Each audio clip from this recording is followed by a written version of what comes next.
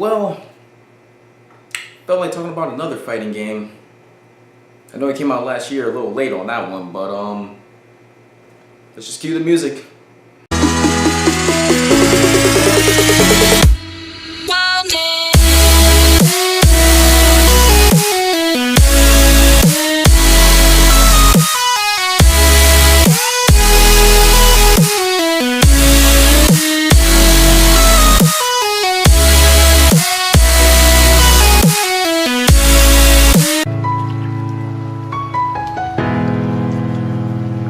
Hey guys, Keon here, and yes, I am back again talking about another video game, another fighting video game to be exact.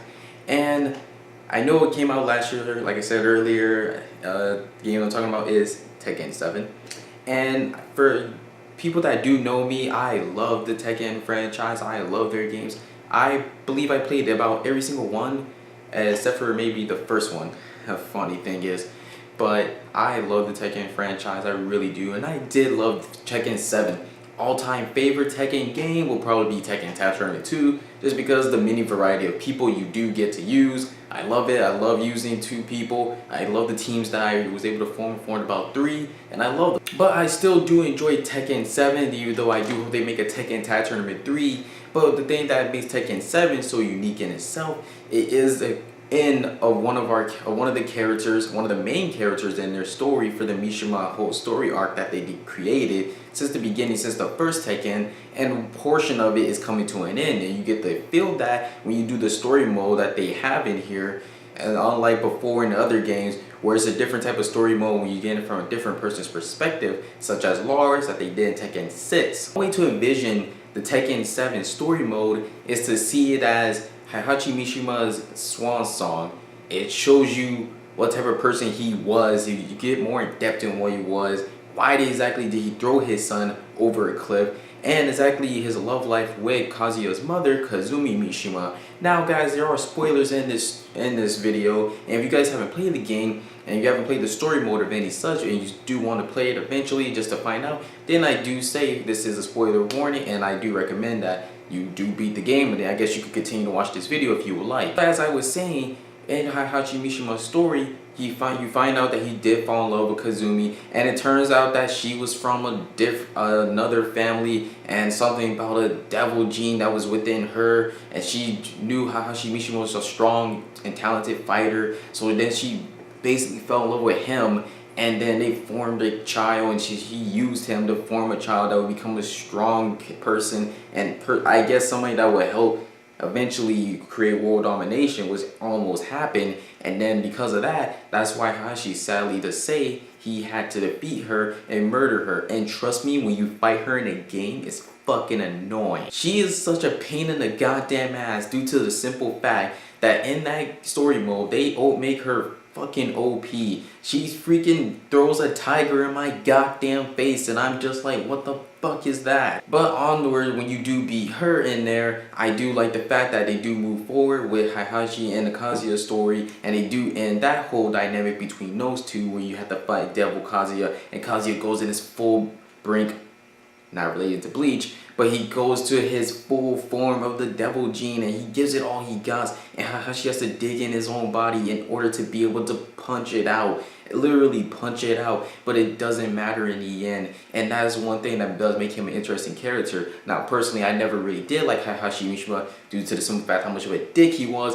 Also, I just wasn't into playing as him, but that's just me. But also, I do think what they did with his character was pretty interesting. Now if they ever make a Tekken 8, and I believe they will, due to the fact that the story's still going on, you don't really get much of Jin in this story due to the fact that he's in a comatose state. And that takes place, and that's all because of what transpired on Tekken 6. At the end of Tekken 7, he does awake, and so I believe when they do a Tekken 8, the story will continue between Kazuya and Jin as well, and you'll get to delve more on Kazuya's background, along with more what happened with Jun. And I really do hope that they do explain more what happened to her, because she was an interesting character, and many people do want to know what the dynamic between her and Kazuya's love life was. So now I'm done explaining the story mode. Now we're going to go on to the gameplay of the video game, and it's just like any other Tekken game that you know, the same type of similar fighting style. Tekken has always been one of my favorite fighting games just due to the simple fact of how the fighting style is in there. One thing that they did add in here was rage drives and rage arts.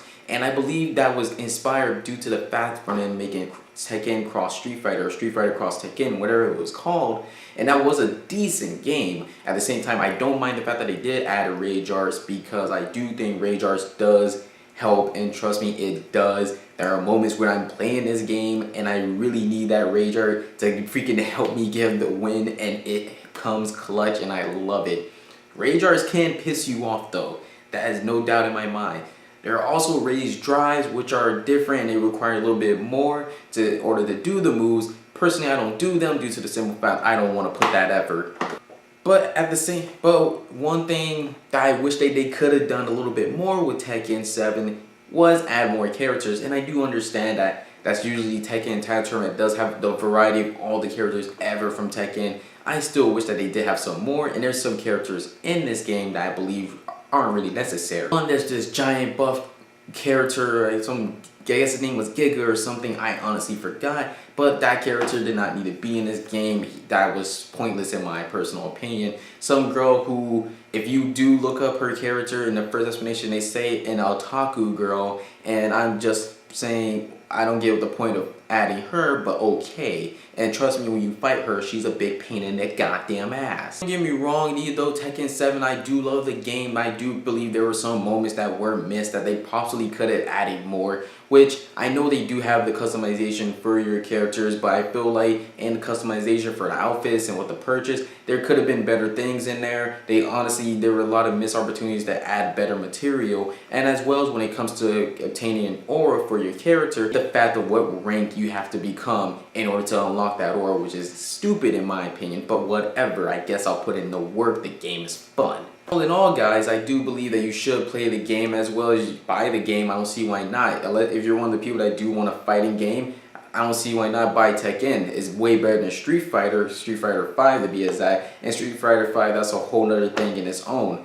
But I do think Tekken 7 is all-time high on fighting games when it came out for last year. And I do think the Tekken franchise is a good fighting franchise in itself. I believe that many people did play it at one point, and some people did forget about it at one point, but they still do make their games because they still do have a good following, and I do like them for that due to the fact that they never stop making these games and they have such a flushed out cast, especially with Jin Kazuya, and as well as that they do have a good amount of people in there. And when it comes to the characters, my all-time favorite so far right now in Tekken 7 to play as, originally in Tekken Tag Tournament 2, I loved playing as Lars, but right now I took a real liking to playing as Violet, who I also played as in Tekken Tag Tournament 2. I had him and Lars team up, but now I mainly play as, well, his name is Lee in here, but I have him dressed as Violet. And my new favorite character to play as is Leo, because he is just amazing and I love his moves that he has in there. So I do recommend once more, guys, that you do try and check the game out. If you ever have the time, or if there's a fighting game that you're really yearning to play and you just want to kick somebody's ass, Tekken 7 is the game. If you want me to make a video basically showing gameplay of me playing the game, then by all means I will upload those if you guys do want that, as well as any other video game, mainly a fighting video game, because I don't play all types of video games, guys. I will have to let you know that. Call of Duty, sorry guys, no, I don't care about it. But you could just comment below what games you want me to talk about, and if I do play that game or have that game, then by all means I will make a video about it. I don't mind. And there's other movies, TV shows, animes, or any other trailers that you guys want me to talk about, then just comment below. Now, don't fail to ring that bell, like if you dare, subscribe if you care. And key on for Miles. I'm like a star, I'm burning out fast. I try to shine, but it's never gonna last.